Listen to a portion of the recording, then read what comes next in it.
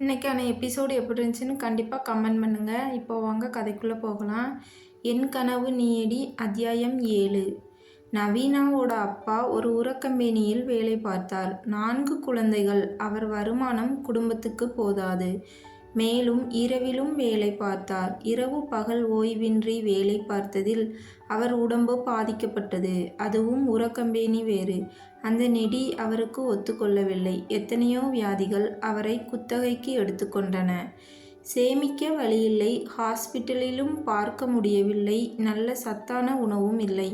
குழந்தைகளை எப்படி கரையேற்றுவது என்று கவலை வேறு. எல்லாம் சேர்ந்து அவரை படுக்கையில் போட்டது. நவீனாக்கும் அவள் அண்ணனுக்கும் விவரம் தெரியும் வயது. மற்ற 2 குழந்தைகளும் சிறு வயது. அண்ணன் அப்பவே பொறுப்பு இல்லாமல் ஊரை சுற்றினான். நவீனா பள்ளிக்கு சென்று வந்து பிள்ளையை பார்த்து கொள்வாள். அவள் அம்மா வீட்டில் இருந்தபடியே பிளவுஸ் தைத்து பக்கத்தில் இருப்பவர்களுக்கு கொடுப்பாள். யார் வீட்டில் விசேஷம் என்றாலும் போய் முறுக்கு அதிரசம் என்று செய்து கொடுப்பாள்.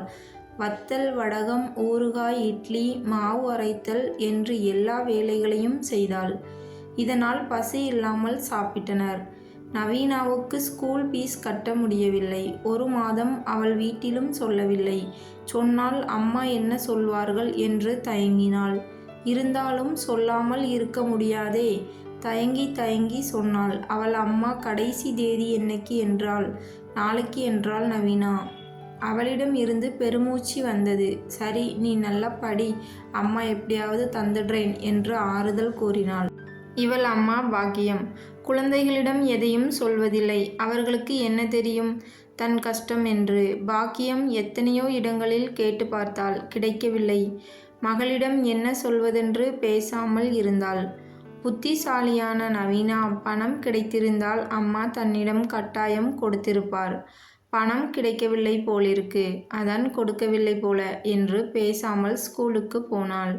டீச்சர் அவளிடம், நீ நன்றாக படிக்கும் பெண், அதனால்தான் உனக்கு 1 வாரம் இன்னும் நீ பணம் கட்டவில்லை. நீ மேமிடம் போய் சொல்லிக்கொள் என்றார். மேமும் யோசித்துவிட்டு, இன்னும் 1 வாரம் டைம் தருகிறோம், அதற்குள் கட்ட வேண்டும். சரி என்று வந்துவிட்டாள். மறுபடியும் அம்மாவிடம் எப்படி கேட்பது என்று நினைக்கும்போது அவளின் தந்தையின் உடல்நிலையோ மோசமானது. பாக்கியம் ஹாஸ்பிட்டலில் ரத்தம் கொடுத்துவிட்டு பணம் வாங்கி வந்து கொடுத்தாள். இதை அறிந்த நவீனா துடித்து போனாள். அன்று காலை நவீனா அப்பா மூர்த்திக்கு மூச்சு திணறல் ஏற்பட்டது. ஹாஸ்பிட்டல் போக வழி இல்லை. பணம் வேண்டுமே, என்ன செய்வது? பாக்கியம் தவியாய் தவித்தாள். நவீனாவால் இதை பார்த்து கொண்டு இருக்க முடியவில்லை. தனக்கு ஸ்கூல் ஃபீஸ் கட்ட கொடுத்த பணத்தை கொடுத்து அப்பாவை ஹாஸ்பிட்டல் கூட்டிட்டு போங்கம்மா என்றாள். அவரை அப்படி இருந்தும் காப்பாற்ற முடியவில்லை. இறந்து போனார். ஸ்கூல் பிரேயரில் அத்தனை பேர் முன்னாடியும் அவள் பெயர் வாசிக்கப்பட்டது. இதுவரை ஃபீஸ் கட்டவில்லை. இனி இந்த ஸ்கூலில் படிக்க இடம் இல்லை, உடனே டிசி வாங்கி கொள்ளவும் என்றனர். நவீனா கூனி குறுகி போனாள். அவமானம் பிடுங்கி தின்றது. அவள் கண்களில் இருந்து கண்ணீர் முத்துக்கள். அத்தனை பேர் கண்ணும் அவள் மேல்தான். அவர்கள் அப்படி பரிதாபமாக பார்ப்பதை வெறுத்தாள். ஆனால் என்ன செய்ய முடியும்? சத்தம் இல்லாமல் கூட டிசியை கொடுத்திருக்கலாமே. அது மாதிரி பண்ணினால் மற்றவர்களுக்கு பயம் இல்லாமல் போய்விடும். பணம் கட்ட முடிந்தவர்கள்தான் இந்த ஸ்கூலில் சேர வேண்டும். உன்னை போன்ற ஆட்களை சேர்த்துவிட்டு நாங்கள் உங்கள் பின்னாடி ஏன் அலைய வேண்டும் என்று சொன்னது நிர்வாகம். மறுநாள் அம்மாவுடன் போய் டிசியை வாங்கி கொண்டு வந்துவிட்டாள். வரும்போது ஏக்கமாக அந்த ஸ்கூலையே பார்வையிட்டாள். கண்ணீர் பார்வையை மறைத்தது. இந்த ஸ்டேஜில் எத்தனை டான்ஸ் ஆடியிருக்கிறாள். அவள் இல்லாத பேச்சு போட்டியே இருக்காது. நாடகத்திலும் அப்படித்தான், விளையாட்டிலும் அவள்தான் முதல். இனி நமக்கு இந்த ஸ்கூல் படிப்பு இல்லை என்று நினைத்து கொண்டு வெளியேறினாள்.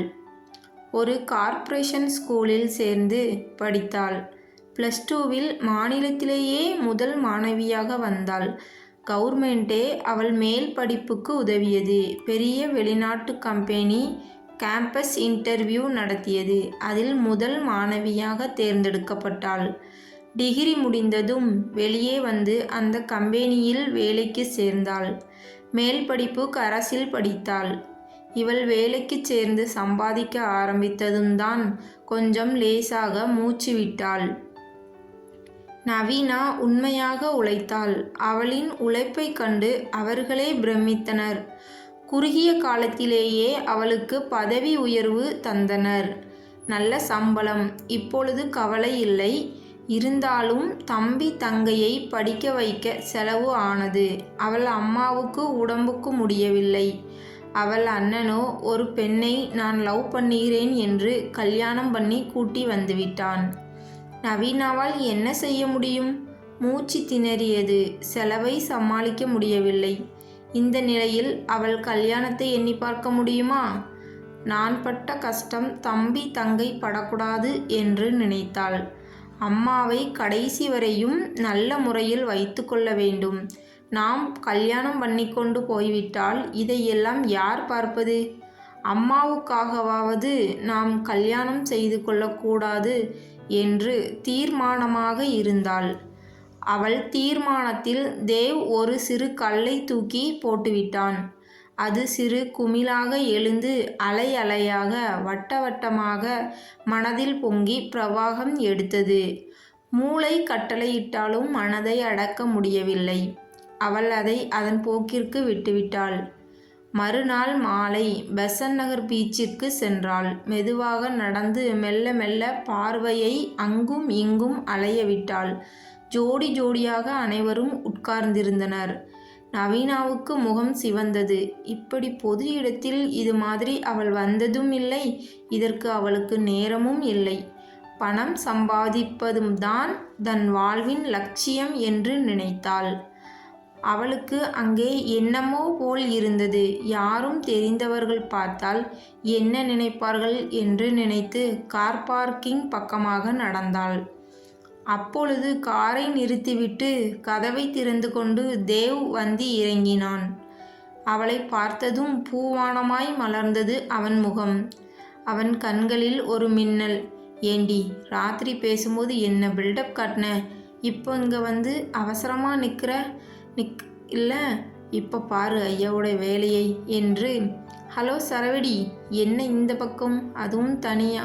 உன் பாய் ஃப்ரெண்ட் இன்னும் வரலையா என்றான் கேலி குரலில். அவளுக்குள் குழப்பமாக இருந்தது. இவனை பார்த்ததுமே மனதில் ஒரு மகிழ்ச்சி துள்ளியது. தன்னைத்தான் பார்க்க வந்திருக்கிறான் என்று நினைத்ததால். இப்போ இவனோ ஏன் இங்கு வந்து இருக்க என்கிறான். அப்போ நமக்கு ஃபோன் பண்ணுவது யாரு? தனியாக வந்து மாட்டிக்கொண்டோமோ என்ற திகிலில் அவளுக்கு வியர்த்தது. தொடரும்.